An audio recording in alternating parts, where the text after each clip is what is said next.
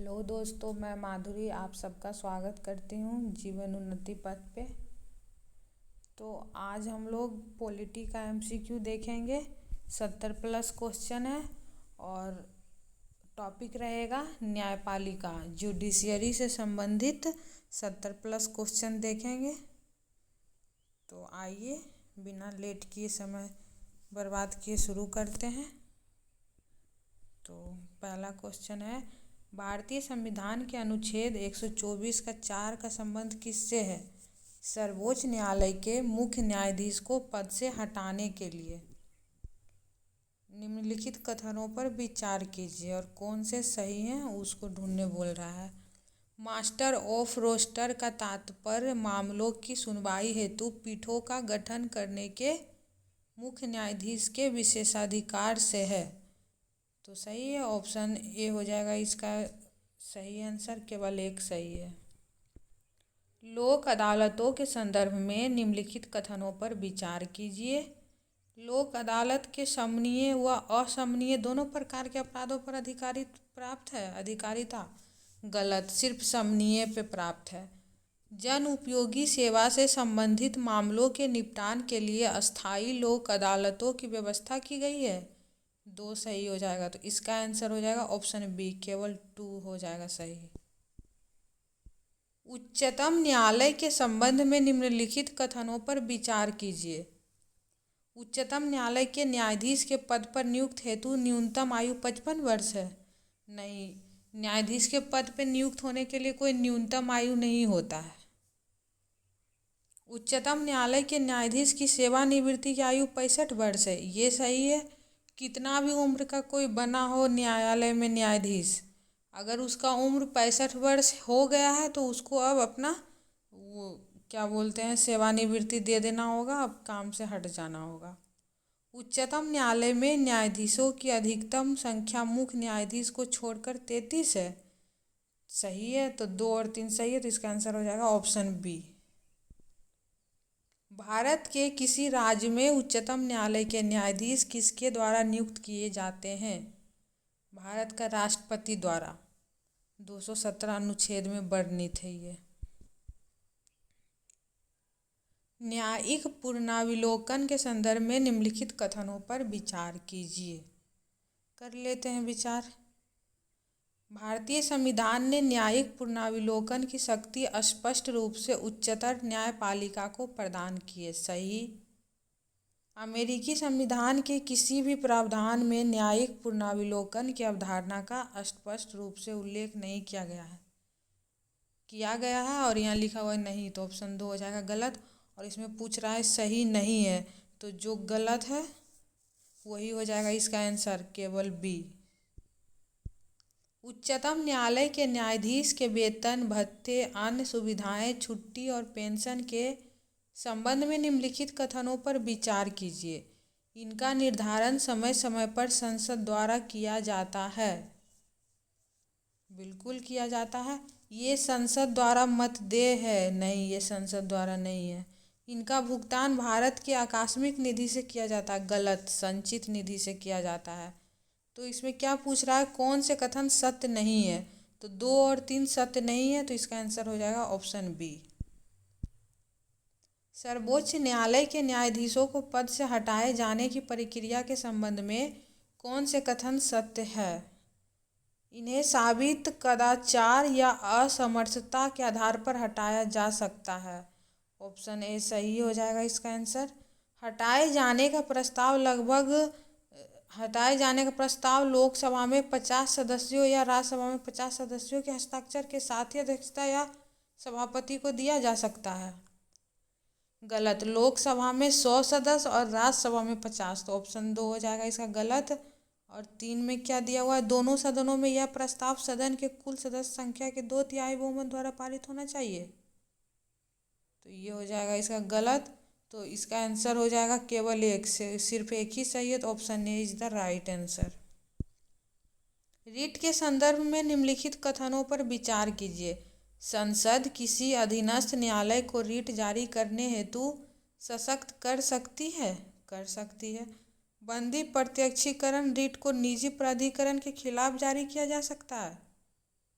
पूछ रहा है इसमें कौन सा सही है, तो दोनों सही है। इसका आंसर हो जाएगा एक ऑप्शन सी, एक और दो दोनों। कदाचार और अक्षमता के आधार पर राज्य विधायिका द्वारा उच्च न्यायालय के न्यायाधीश को हटाया जा सकता है। गलत। राज्य के विधायिका द्वारा नहीं हटाया जाता है, संसद के द्वारा हटाया जाता है। किसी राज्य के राज्यपाल से परामर्श के पश्चात राष्ट्रपति किसी न्यायाधीश को एक उच्च न्यायालय से दूसरे में स्थानांतरित करता है। गलत। राज्यपाल से परामर्श लेने का कोई इसको ये नहीं है, ज़रूरत नहीं है। न्यायाधीश ही मतलब कि जो उसका महान्यायवादी होगा वही स्थानांतरित कर देगा। तो इसका आंसर हो जाएगा क्या क्या पूछ रहा है कौन से सही नहीं है, तो दोनों गलत है। इसका आंसर हो जाएगा ऑप्शन सी, एक और दो दोनों। भारत में न्यायिक पुनरावलोकन के संदर्भ में निम्नलिखित कथनों पर विचार कीजिए। करते हैं विचार। पहले इसमें पूछ क्या रहा है, कौन से सही हैं। न्यायिक पुनरावलोकन के प्रावधान को संयुक्त राज्य अमेरिका के संविधान से अपनाया गया है। सही। भारत में सर्वोच्च न्यायालय की न्यायिक पुनरावलोकन की शक्ति का दायरा अमेरिका सर्वोच्च न्यायालय की तुलना में अधिक व्यापक है। गलत। जो भी विधियां 9वीं अनुसूची में शामिल विधियां सहित संविधान के मूलभूत ढांचे का उल्लंघन करती है वे सभी न्यायिक पुनरावलोकन के अधीन आती है। ये भी सही हो जाएगा। तो इसका आंसर हो जाएगा एक और तीन, केवल एक और तीन। Option B is the right answer. भारतीय न्यायिक व्यवस्था में जब जनहित याचिका की शुरुआत हुई उस समय भारत के प्रधान न्यायाधीश इनमें से कौन थे। P.N. भगवती। और एक क्वेश्चन और पूछा जाता है, भारतीय न्यायिक व्यवस्था के माता का नाम क्या था, तो उसको बोलेंगे हिंगो रानी। भारतीय न्यायपालिका के बारे में निम्नलिखित में से कौन सा कथन सही नहीं है, मतलब कौन सा गलत है वही पूछा जा रहा है। भारत के संविधान के संयुक्त राज्य अमेरिका की तरह न्यायालयों की दोहरी प्रणाली का उल्लंघन नहीं किया है। सही। भारत में अधीनस्थ न्यायपालिका का संगठन अलग अलग राज्यों के में भिन्न है। सही। भारत के प्रत्येक राज्य में अलग उच्च न्यायालय है। गलत। प्रत्येक राज्य में नहीं है। आपराधिक और सिविल पक्ष के अधिकारियों के पदनाम में एकरूपता लाने के लिए उच्चतम न्यायालय ने एक अखिल भारतीय न्यायिक सेवा के गठन के लिए निर्देश जारी किए हैं। तो इसका आंसर हो जाएगा ऑप्शन सी, क्योंकि गलत पूछा है तो ऑप्शन सी गलत है, तो वही हो जाएगा आंसर। यदि किसी कारणवश भारत के राष्ट्रपति का पद रिक्त हो जाए और उपराष्ट्रपति का पद खाली हो तथा सर्वोच्च न्यायालय के मुख्य न्यायाधीश की नियुक्ति न हुई हो तो निम्नलिखित में से कौन राष्ट्रपति के पद पर नियुक्त होगा। सर्वोच्च न्यायालय का अन्य न्यायाधीश। न्यायपालिका के अधिकारों के सीमा क्षेत्र के अंतर्गत कौन से विवाद शामिल होते हैं, देखते हैं। देशों के नागरिकों के बीच, नागरिकों और सरकारों के बीच, दो या दो से अधिक राज्य सरकार के बीच, केंद्र और राज्य सरकार के बीच, चारों शामिल होता है। तो इसका आंसर हो जाएगा ऑप्शन सी, 1, 2, 3 और 4। कथनों पर विचार कीजिए। करते हैं विचार। भारत में एकीकृत न्यायिक व्यवस्था है। अगर किसी व्यक्ति को लगता है कि निचली अदालत द्वारा दिया गया फैसला सही नहीं है तो वह उसे ऊपर की अदालत में अपील कर सकता है। ये भी सही है। तो इसमें पूछ रहा है कौन से असत्य हैं, तो इसका आंसर हो जाएगा ऑप्शन डी, ना तो एक और ना ही दो, दोनों सत्य है। तो इसका आंसर हो जाएगा ऑप्शन डी। उच्च न्यायालय के संबंध में निम्नलिखित कथनों पर विचार कीजिए। केवल दिल्ली और पुदुचेरी ही ऐसे संघ राज्य क्षेत्र हैं जहां उनका स्वयं का उच्च न्यायालय है। गलत। मुख्य न्यायाधीश की नियुक्ति भारत के मुख्य न्यायाधीश के परामर्श से राष्ट्रपति द्वारा की जाती है। ये भी गलत है। तो इसका कथन क्या बोल रहा है, इसमें कौन से कथन सही है, तो इसका आंसर है ना तो एक ना ही दो, ऑप्शन डी दोनों गलत है। सिर्फ राष्ट्रपति करता है, परामर्श किसी से नहीं लेता है। भारत के उच्चतम न्यायालय का प्रत्येक न्यायाधीश किसके द्वारा नियुक्त किया जाता है? भारत का राष्ट्रपति द्वारा। भारत के सर्वोच्च न्यायालय के संबंध में निम्नलिखित कथनों पर विचार कीजिए। इसमें पूछ क्या रहा है? कौन से सत्य हैं? इसकी स्थापना 26 जनवरी 1950 को की गई थी। किसकी स्थापना? सर्वोच्च न्यायालय की। हाँ, सही है ये। अपने पूर्ववर्ती फेडरल कोर्ट ऑफ इंडिया 1937 से 49 की भांति यह न्यायालय भी पहले संसद भवन के अंदर चैम्बर ऑफ प्रिंसेस में हुआ करता था। ये भी सही है, तो इसका आंसर हो जाएगा 1 और 2 दोनों, ऑप्शन सी। जनहित याचिका के संबंध में निम्नलिखित कथनों में से कौन से सत्य हैं? यह न्यायिक सक्रियता का सबसे प्रभावी साधन है। सही है। इनके द्वारा न्यायालय ने उन विषयों पर भी रुचि दिखाई जिन्हें लोग कुछ वर्ग आसानी से अदालत नहीं जा सकते थे। इसने न्यायालय व्यवस्था को लोकतांत्रिक तथा कार्यपालिका को उदारवादी बनने को बाध्य किया है। इनके द्वारा न्यायपालिका की सक्रियता से कार्यपालिका और न्यायपालिका के कार्यों के बीच का अंतर धुंधला हुआ है, मतलब कि अंतर कम हुआ है। तो इसका आंसर हो जाएगा ऑप्शन डी, सभी सत्य हो जाएगा इसका। भारत के सर्वोच्च न्यायालय के क्षेत्राधिकार अंतर्गत कौन सम्मिलित है? मौलिक क्षेत्राधिकार, अपीलीय क्षेत्राधिकार, सलाहकारी क्षेत्राधिकार, रिट संबंधी क्षेत्राधिकार। तो इसका आंसर हो जाएगा ऑप्शन डी, उपयुक्त सभी। कथन पर विचार कीजिए और कौन सा सत्य है वो बताने बोल रहा है। तो देखते हैं। न्यायाधीशों के कार्यों और निर्णयों के व्यक्तिगत आलोचना नहीं की जा सकती है। संसद न्यायाधीशों के आचरण पर केवल तभी चर्चा कर सकता है जब वह उनको हटाने के प्रस्ताव पर विचार कर रही है। तो इसका आंसर हो जाएगा ना तो 1 और ना ही 2, दोनों सत्य है, असत्य एक भी नहीं है इसमें। भारत के सर्वोच्च न्यायालय के संदर्भ में निम्नलिखित में से कौन से कथन सत्य हैं?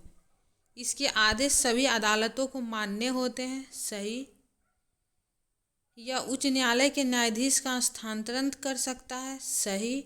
यह किसी अदालत का मुकदमा अपने पास मंगवा सकता है। ये भी सही। यह किसी एक उच्च न्यायालय में चल रहे मुकदमे को दूसरे उच्च न्यायालय में भिजवा सकता है। सभी सत्य हैं, तो इसका आंसर हो जाएगा ऑप्शन डी। कथन पर विचार करने के लिए बोल रहा है, करते हैं विचार। क्या पूछा इसमें? कौन से कथन सही हैं? देखते हैं कौन सा सही है, कौन सा नहीं सही है। न्यायाधीश जांच अधिनियम 1986 के अनुसार भारत के उच्चतम न्यायालय के किसी न्यायाधीश को हटाने का प्रस्ताव लोकसभा अध्यक्ष द्वारा अस्वीकार नहीं किया जा सकता।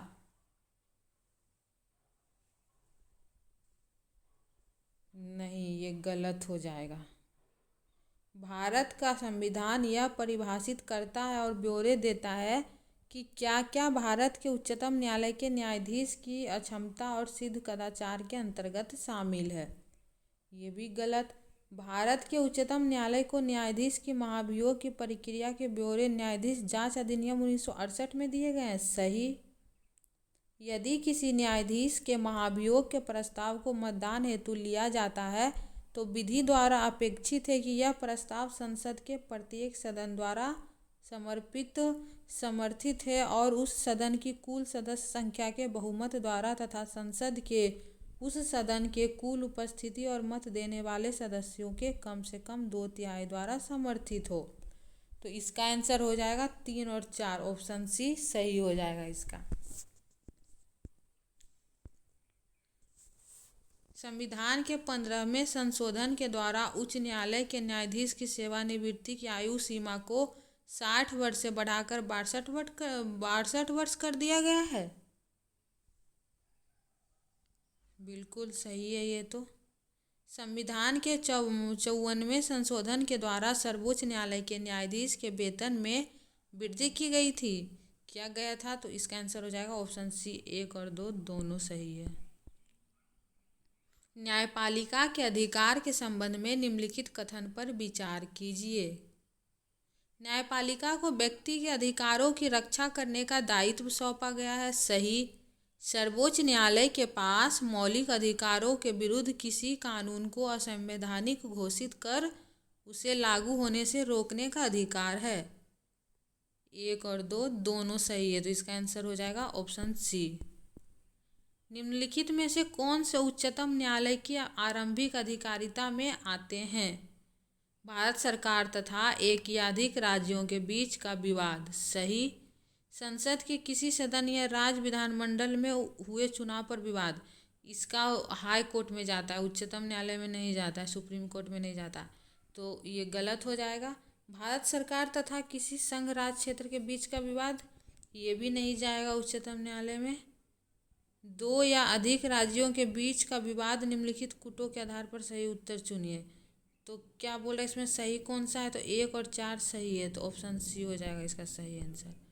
भारत के उच्चतम न्यायालय में न्यायाधीशों की संख्या में वृद्धि करने की शक्ति किस में निहित है? संसद में। कौन भारत के संविधान का अभिरक्षक कस्टोडियन है? भारत का उच्चतम न्यायालय। उच्चतम न्यायालय में लंबित मामलों के संदर्भ में निम्नलिखित में से किस प्रकार के मामलों की संख्या सर्वाधिक है? Special leave petition. सर्वोच्च न्यायालय का कौन सा क्षेत्राधिकार राष्ट्रपति को संविधान पूर्व संधि से उत्पन्न किसी विवाद पर राय लेने के लिए अधिकृत करता है? सलाहकार क्षेत्राधिकार। ग्राम न्यायालय के संबंध में निम्नलिखित कथनों पर विचार कीजिए। क्या पूछ रहा है इसमें कौन से सही है? ग्राम न्यायालय के पीठासीन अधिकारी न्यायाधिकारी की नियुक्ति केंद्र सरकार द्वारा संबंधित राज्य के उच्च न्यायालय के परामर्श से की जाती है। गलत।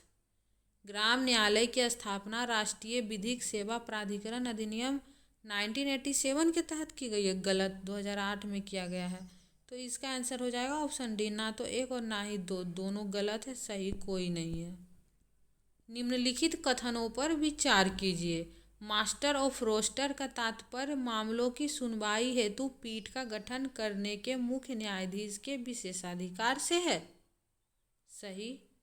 भारत के मुख्य न्यायाधीश को हटाने का प्रस्ताव केवल संसद के निचले सदन में पुनः स्थापित किया जा सकता है। गलत।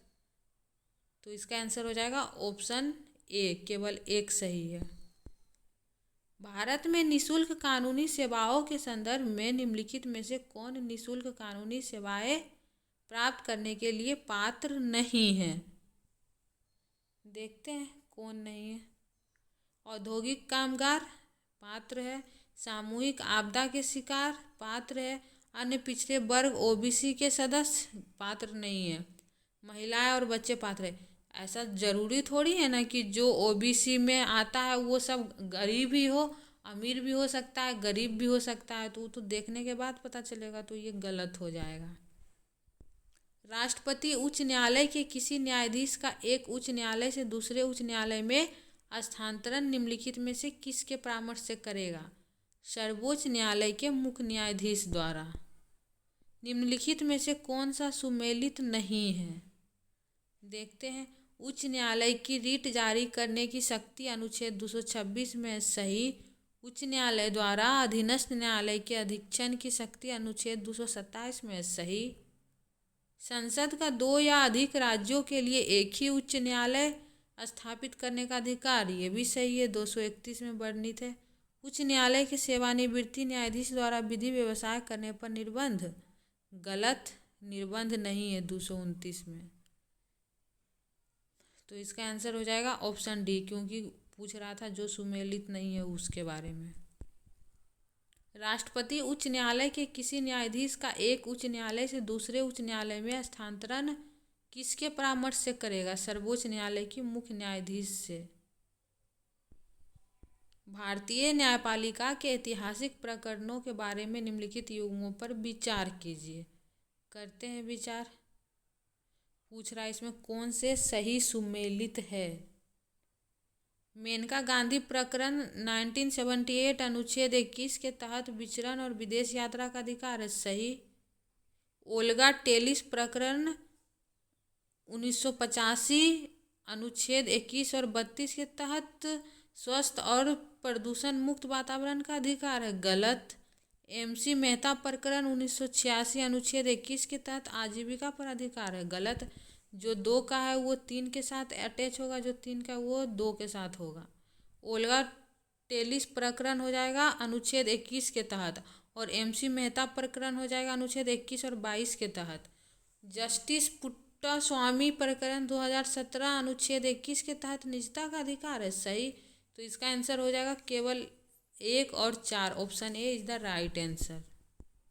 न्यायालय में सामवेदन करने से सुने जाने का अधिकार नियम लोकस स्टेंडाई रूल को किस वाद के द्वारा उदार बनाया गया? SP गुप्ता बनाम भारत संघ। संसद सदस्यों और राज्य विधानमंडल के सदस्यों के निर्वाचन संबंधी विवाद उच्च न्यायालय में कौन से क्षेत्राधिकार के अंतर्गत आते हैं? इसका हो जाएगा प्रारंभिक क्षेत्राधिकार। निम्नलिखित कथनों पर विचार कीजिए। करते हैं विचार। 10वें संशोधन अधिनियम ने संसद को 2 और 2 से अधिक राज्यों के लिए एक साझे उच्च न्यायालय की स्थापना का अधिकार प्रदान किया है। इसका हो जाएगा गलत। 10वें नहीं 7वें संशोधन अधिनियम में हुआ था। उच्च न्यायालय की शक्तियां निर्धारित करने का विवेकाधिकार राज्यपाल के पास है। गलत। उच्च न्यायालय और सर्वोच्च न्यायालय दोनों के न्यायाधीशों के लिए महाभियोग की प्रक्रिया समान है।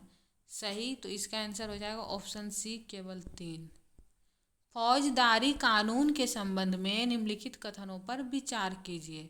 इसमें ऐसी क्रियाओं को शामिल किया जाता है जिनको कानून अपराध माना जाता है, जैसे चोरी, दहेज के लिए प्रताड़ना व हत्या इत्यादि।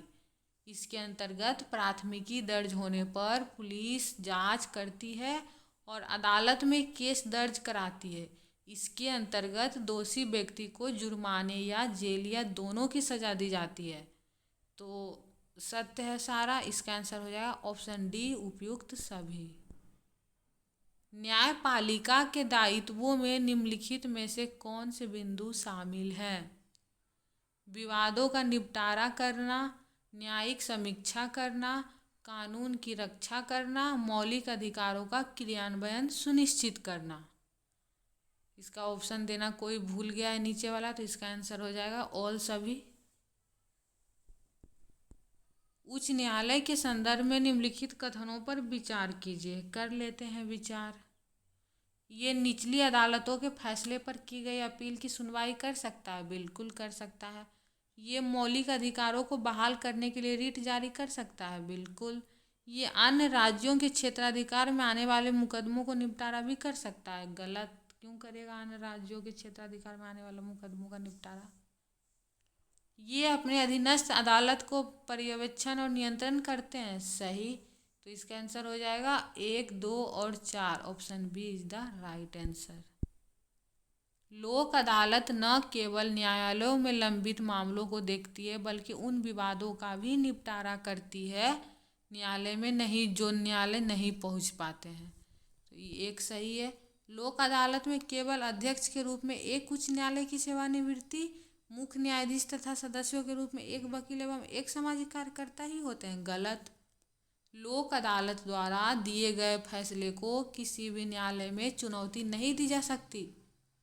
नहीं। तो इसका आंसर हो जाएगा ऑप्शन सी 1 और 3 दोनों सही है। अस्थायी लोक अदालतों के बारे में निम्नलिखित कथनों पर विचार कीजिए। करते हैं विचार।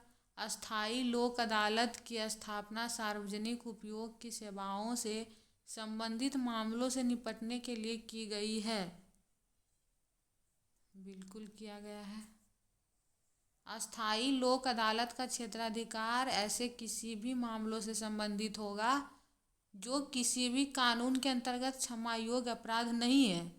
गलत। इसका होगा जो क्षमा योग्य अपराध है उसी का निपटारा किया जाएगा लोक अदालत में। जो अक्षम्य अपराध है वो फिर जाएगा हाई कोर्ट, सुप्रीम कोर्ट, राज्य में। यहाँ लोक अदालत में ये सब का नहीं होगा। यदि विवाद वाले दोनों समूहों के बीच समझौता नहीं हो पाता है तो लोक अदालत गुणों के आधार पर विवाद का समाधान करेगी। 1 और 3 सही है, तो इसका आंसर हो जाएगा ऑप्शन सी। कौन सिविल न्यायालय के उदाहरण हैं? मुंसिफ न्यायालय और न्याय पंचायत। इसका आंसर हो जाएगा ऑप्शन ए, केवल 1 और 2।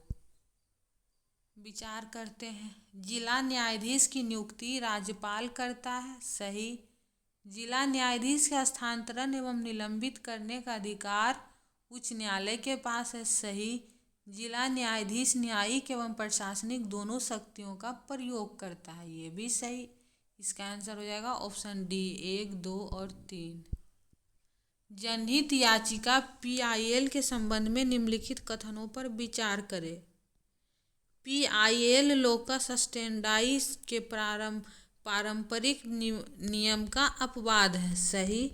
जनहित याचिका का उद्देश्य जनहित को बढ़ावा देना और उसे लागू करना है, ये भी सही। जनहित याचिका में व्यक्तिगत अधिकारों के अधीन निर्णय पर एक अवधारणा है, गलत। व्यक्तिगत नहीं होता है, जनता के द्वारा होता है। तो इसका आंसर हो जाएगा ऑप्शन ए, केवल 1 और 2। ग्राम न्यायालय के संबंध में निम्नलिखित कथनों पर विचार कीजिए। ग्राम न्यायालय अधीनस्थ अधिनियम 2008 विधि आयोग की सिफारिश पर आधारित है, सही। आपराधिक मामलों में अपील की सुनवाई जिला न्यायालय में होती है, जबकि सिविल मामलों में इसका निपटान सत्र न्यायालयों में भी होता है। तो इसका आंसर हो जाएगा केवल 1, ऑप्शन ए सही है इसका। भारतीय न्यायिक व्यवस्था में जब जनहित याचिका को शामिल किया गया, उस समय भारत के मुख्य न्यायाधीश कौन थे? PN भगवती। सर्वोच्च न्यायालय का न्यायाधीश अपना पद त्याग सकता है पत्र लिखकर। किसको पत्र लिखकर? राष्ट्रपति को पत्र लिखकर। भारत के सर्वोच्च न्यायालय के संबंध में निम्नलिखित में से कौन सा कथन सही है? गलत जो है उसको पढ़ के कोई फायदा नहीं है, तो सही देख लेते हैं। इसका मूल अपीलीय और परामर्श संबंधी क्षेत्राधिकार है। उच्चतम न्यायालय में संविधान के निर्वाचन से संबंधित मामलों की सुनवाई करने के लिए न्यायाधीश की संख्या कम से कम कितनी होनी चाहिए? 5। भारत के सर्वोच्च न्यायालय ने संविधान के आधारभूत ढांचे के सिद्धांत को स्पष्ट किया। केशवानंद भारतीवाद 1973 में। फिर से एक बार इसको पढ़ लेंगे, बार बार पूछा जाता है। केशवानंद भारतीवाद 1973 में किसको स्पष्ट करता है? संविधान के आधारभूत ढांचे के सिद्धांत को। भारतीय न्यायिक व्यवस्था में जब जनहित याचिका को शामिल किया गया, उस समय भारत के मुख्य न्यायाधीश थे PN भगवती। वैकल्पिक विवाद समाधान ADR का उद्देश्य क्या है? विवादों के न्यायालय के बाहर सुलझाना। ADR की किस विधि में मध्यस्थ विवाद को हल करने के लिए स्वतंत्र भूमिका निभाता है? मध्यस्थता। ADR की कौन सी विधि पक्षों के बीच आपसी समझौते पर जोर देती है? सुलह। लोक अदालतें किसी अधिनियम के तहत स्थापित की जाती है? किस अधिनियम के तहत स्थापित की जाती है? कानूनी सेवा प्राधिकरण अधिनियम 1987 के तहत।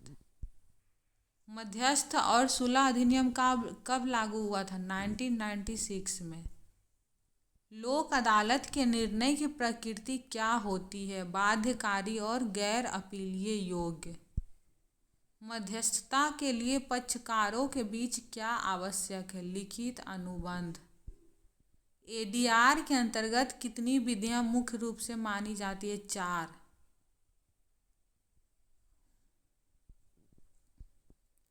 लोक अदालत का मुख्य लाभ क्या है? कोई न्यायिक शुल्क नहीं होता है उसमें, यही उसका मुख्य लाभ है। मध्यस्थता का निर्णय किसके द्वारा दिया जाता है? मध्यस्थ के द्वारा। ADR किस प्रकार के विवादों के लिए उपयुक्त है? नागरिक और व्यवसायिक मामले के लिए। सुलह में कौन सक्रिय रूप से भूमिका निभाता है? सुलहकर्ता। भारत में ADR की अवधारणा का प्रमुख उद्देश्य क्या है? विवादों का शीघ्र निपटारा।